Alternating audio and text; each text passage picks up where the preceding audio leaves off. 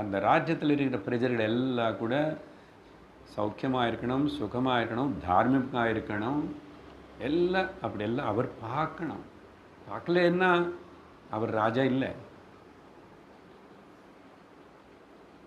அப்போது பிரஜைகளை குழந்தைகள் போல் பார்த்துக்குவார்.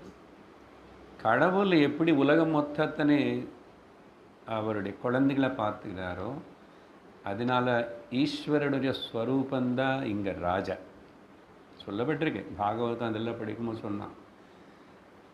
அப்படி அவர் கூட அப்படி பார்த்துக்கணும். அவர் அப்படி பார்த்துக்கிறதுனால பிரஜைகளை ராஜானி தெய்வமாக பார்க்கணும்.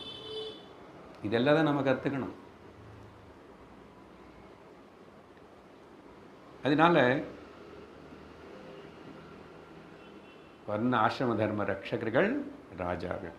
அதனால் அவங்க கடமை அதே.